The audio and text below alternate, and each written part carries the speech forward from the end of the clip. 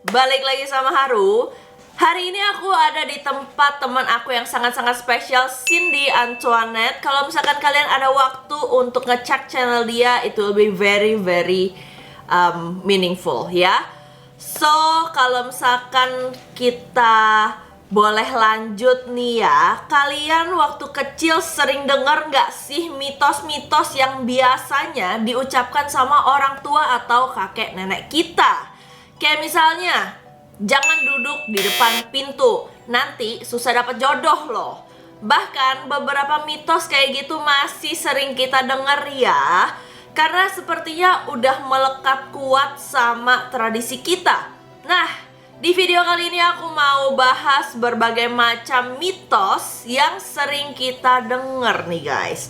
Dan kenapa beberapa mitos itu kalau dipikir-pikir ya, ada benernya juga. Oke, sebelum kita lanjut ke topik utama, jangan lupa untuk subscribe channel aku, like video dan nyala notifikasi kalian. Enjoy the show. Nah, yang pertama ada jangan buang atau nyisain nasi yang kita makan. Kita pasti sering dengar ucapan ini dari orang tua kita ya guys. Emang sih yang dibilangin sama mereka itu ada benernya juga. Maksudnya tuh, iya, kita nggak boleh menyanyiakan sesuatu yang berharga buat kita ya. Tapi ternyata ada penjelasan secara mitologisnya juga loh. Jadi, orang-orang tua pada zaman dulu rata-rata bekerja sebagai petani ya. Nah, pada leluhur kita di Pulau Jawa ini ya terutama ya, meyakini kalau padi itu adalah perwujudan seorang Dewi Padi yang bernama Dewi Sri. Konon, Dewi Sri ini rela mengorbankan hidupnya demi kelangsungan hidup manusia. Makanya, kalau kita buang-buang nasi itu sama aja artinya kita menyia-nyiakan pengorbanan yang telah dilakukan oleh Dewi Sri. For your information nih guys, sosok Dewi Padi ternyata nggak hanya menjadi legenda bagi para petani di Pulau Jawa aja. Di luar Pulau Jawa, sosok Dewi Padi memiliki nama lain. Kayak misalnya dalam adat Bugis, Dewi Padi mereka dikenal dengan nama Sangiasari. Terus orang-orang Bajo juga memiliki Dewi Padi bernama Inak Sariti. Dan orang-orang Sakai di Riau memanggil Dewi Padi dengan nama Potisoy loh guys. Jadi jangan buang-buang nasi ya. Nah, ini nih mitos yang tadi aku bilangin di awal. Ini juga termasuk mitos yang sering kita dengar dari para orang tua. Konon katanya, para gadis zaman dulu sangat-sangat dilarang buat duduk di depan pintu karena bakal sulit dapat jodoh. Loh, kok bisa? Ya, namanya juga mitos ya guys. Tapi kalau dipikir secara logika, ya ngapain juga sih duduk di depan pintu ya? Kan orang-orang jadi susah lewat gitu loh. Mungkin itu juga kali ya, maksudnya kenapa orang tua ngelarang kita duduk di depan pintu. Ya, siapa tahu kan jodoh kita mau lewat. Kalau ada orang duduk di depan pintu, nanti bisa-bisa jodoh kita putar balik gak jadi masuk, ya. Mitos berikut ini dipercaya oleh orang-orang zaman dulu. Bisa bikin umur pendek. Wah, kalau ini sih agak nggak make sense ya gengs. Nggak ada penjelasan ilmiahnya kalau potong kuku malam-malam bisa bikin umur kita pendek. Paling ya yang masuk di akal sih kalau potong kuku malam-malam kan gelap gitu ya. Apalagi zaman dulu tuh belum ada listrik. Dan mungkin potong kukunya juga nggak pakai gunting kuku kayak sekarang.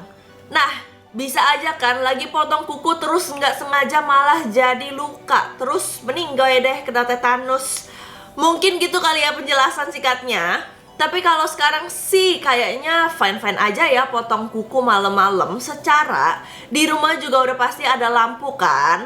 Kecuali kalau kalian masih tinggal di dalam hutan atau potong kukunya pakai pisau daging. Mitos yang satu ini ternyata terkenal juga di seluruh dunia loh guys. Konon katanya mitos ini berasal dari zaman Mesir kuno. Wah, pas research ini baru tahu ternyata payung udah ada dari zaman Firaun guys. Tapi mungkin bentuknya nggak kayak payung zaman sekarang kali ya. Nah, orang-orang Mesir kuno percaya kalau buka payung di dalam ruangan adalah tindakan yang sangat tidak sopan dan bisa bikin dewa matahari marah.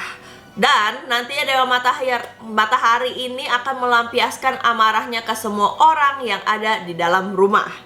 Serem juga ya gengs kalau beneran kejadian kayak gitu. But anyway, ada penjelasan yang lebih masuk akal kenapa buka payung di dalam rumah itu dilarang. Jadi tuh payung zaman dulu itu bentuknya nggak safety kayak sekarang.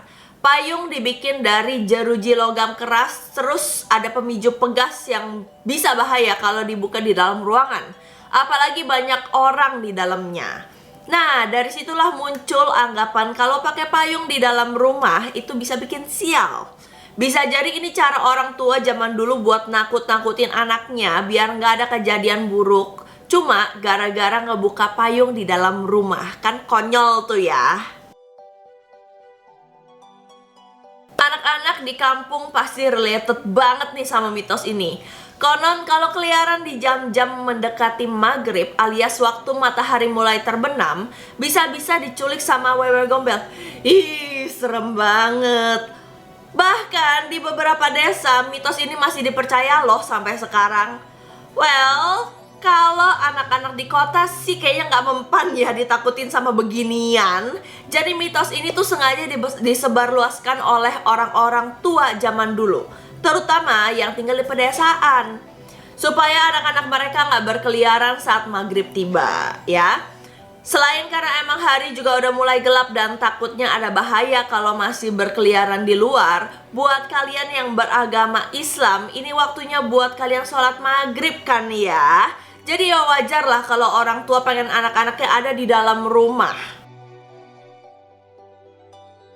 Nah, yang ini agak lucu nih guys. Kalau dipikir-pikir, katanya kalau kita duduk di atas bantal, ntar pantat kita bisa bisulan. Ih, amit-amit deh kalau beneran bisa kayak gitu. Soalnya aku kadang-kadang tuh suka duduk di atas bantal. Hehehe, ngaku. Tapi so far gak pernah sampai bisulan sih. Tapi ternyata ada nih penjelasan medisnya kenapa duduk di bantal bisa bikin bisulan.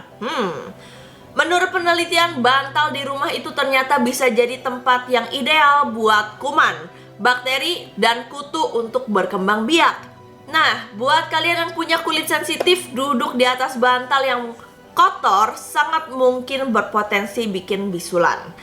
Jadi kalau mau aman nih, mending cuci deh ya bantal-bantal kalian, atau minimal dijemur deh biar kuman-kumannya pada mati. Supaya kalau nggak sengaja dudukin nggak bakal bisa bikin pantat kalian bisul ya. Nah, kalau kata orang Sunda, duduk di bantal itu pamali. Karena bantal itu kan biasanya buat kepala ya, masa dijadiin buat pantat sih, kan nggak sopan ya. Apalagi kalau sampai kentut di atas bantal, siap-siap aja kena azab. Menurut kepercayaan orang-orang Jawa, bersiul di malam hari bisa mengundang kedatangan makhluk gaib. Nah loh, makanya jangan sembarangan ya guys. Gimana kalau misalnya kalian lagi iseng-iseng bersiul malam-malam, terus tiba-tiba ada yang ngikutin? Kan gak lucu ya. Tapi ternyata ini juga hanyalah sekedar mitos. Dan mitos ini berkembang karena pada zaman dulu siulan itu digunakan sebagai isyarat. Bisa aja kode-kode yang dipakai sama para jawara. Jadi kalau ada yang bersiul itu bisa bikin misperception. Selain itu, suara siulan di malam hari juga bisa mengganggu para tetangga yang lagi pada istirahat. Makanya biar nggak ada yang pada bersiul di malam hari, dibikinlah mitos kayak gitu ya. Dan mitos ini di sebagian masyarakat desa di Pulau Jawa masih dipercaya loh guys. Nah, kalau mitos foto bertiga itu bisa bikin sial dan bisa bikin salah satunya sampai meninggal, jelas-jelas bakal dibantah sama anak-anak milenial yang hobinya selfie. Kalau bertiga namanya jadi wifi ya. Iya, apalah itu namanya ya. Pokoknya mitos ini gak bakal mempan deh sama mereka, dijamin. Tapi kalau dipikir-pikir ya, masa iya sih cuma foto bertiga aja bisa sampai dijemput maut? Gak tahu gimana ceritanya mitos ini bisa sampai menyebar luas, bahkan sampai ke negara-negara lain kayak di Jepang. Ternyata setelah diusut, mitos ini berkembang dari negara Vietnam guys. Orang-orang di sana tuh percaya kalau angka 3 itu bisa membawa sial.